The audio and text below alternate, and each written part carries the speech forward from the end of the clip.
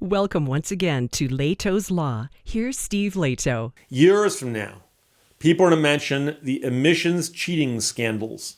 And people will go, oh yeah, Volkswagen. Yeah, I remember Volkswagen. Volkswagen was the one that got caught first, and they were all over the news, and they wound up buying a whole bunch of cars back. But people will have forgotten, I suspect, that other car companies got caught doing it too. So Thomas sent me notes to Steve check out from the Department of Justice, a press release regarding FCA, Fiat Chrysler. FCA US LLC, sentenced in connection with conspiracy to cheat U.S. emissions tests. The automaker will pay approximately $300 million in criminal penalties. Now, FCA US LLC was formerly Chrysler Group LLC.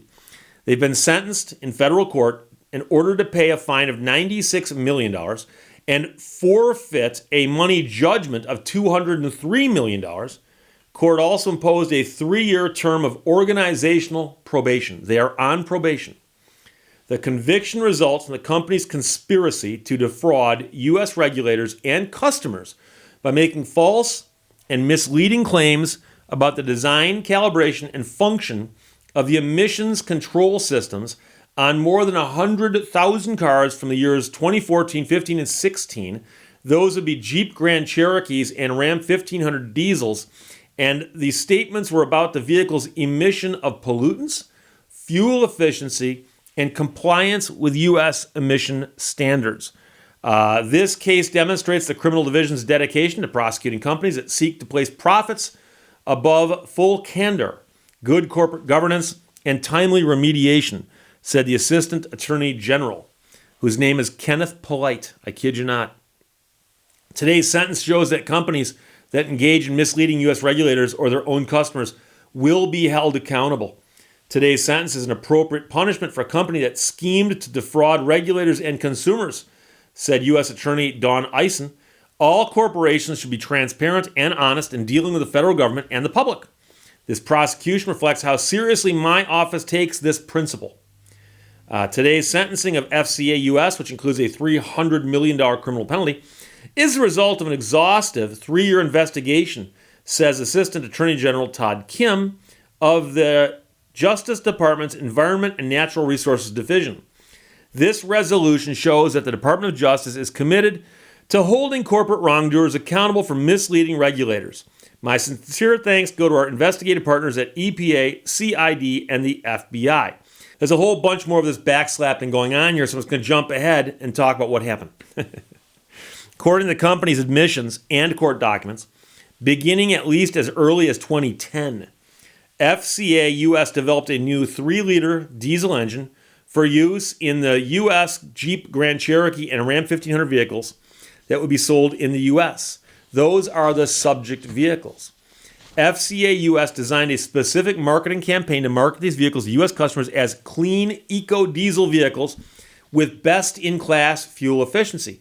However, according to court documents, FCA US installed software features in the vehicles and engaged in other deceptive and fraudulent conduct intended to avoid regulatory scrutiny and to fraudulently help the subject vehicles meet the emissions standards while maintaining features that would make them more attractive to consumers, including with respect to fuel efficiency, service intervals, and performance.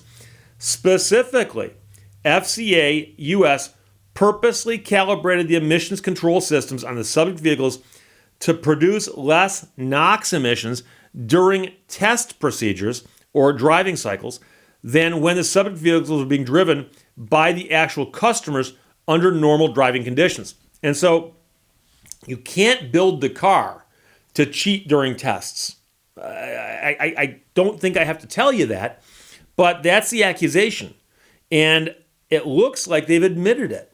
So FCA US then engaged in deceptive and fraudulent conduct to conceal the emissions impact and function of the emissions control systems from its U.S. regulators and U.S. customers by A, submitting false and misleading applications to the U.S. regulators, B, making false and misleading representations to the regulators, both in person and in response to written requests for information, and C, making false and misleading representations to consumers about the vehicles in advertisements and window labels, saying things such as clean eco diesel engine, best-in-class fuel efficiency, and so on and so forth.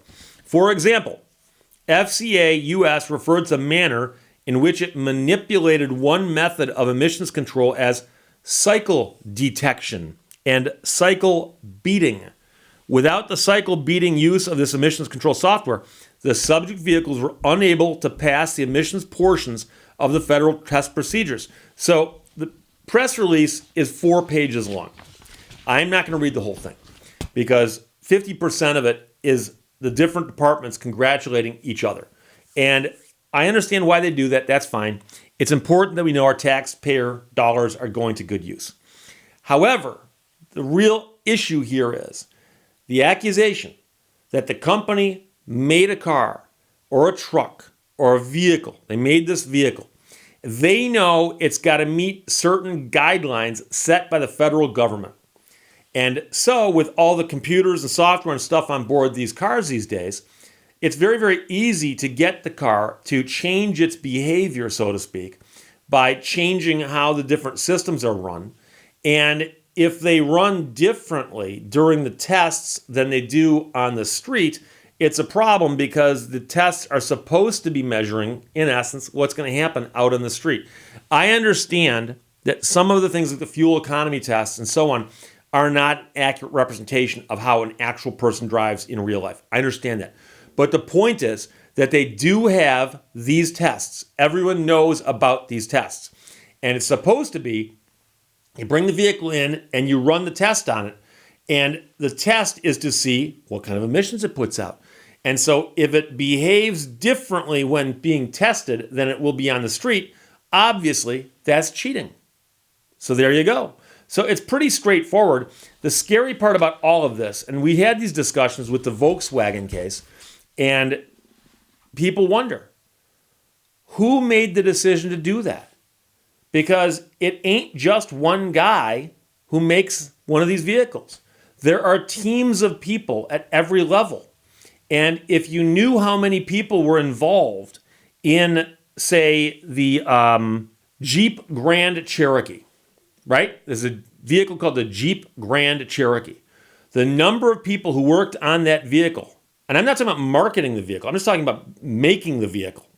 All of the engineers and designers and software people and mechanics and model makers and all, I mean, literally hundreds and hundreds and hundreds, if not thousands of people who work on that vehicle at one level or another. Now, obviously, talking about the engine, performance, and emissions, that's not going to be everybody. So whoever put together the interior of that car and designed the seats, okay, or worked with the supplier who brought in the seats, they probably have nothing to do with this. But even so, the subgroup that deals with the engine and the transmission and the performance and the emissions, those groups, it has to be several people who knew. And someone had to make the conscious decision, oh, you know something? It'd be so easy to program this to when it's being tested, it'll behave this way. And then when it's on the road, it'll behave that way. Someone made that decision. And I have a sneaky feeling it wasn't one person, because that would involve a lot of work that I suspect would take several people to do. So that might be why they're putting them on organizational probation, to let them know that we're going to watch the whole organization and double check this, because this can't happen again. So, like I said, most people will forget about this. Chrysler won't, or FCA or Stellantis or whoever they call themselves these days, because there's a $300 million criminal penalty there.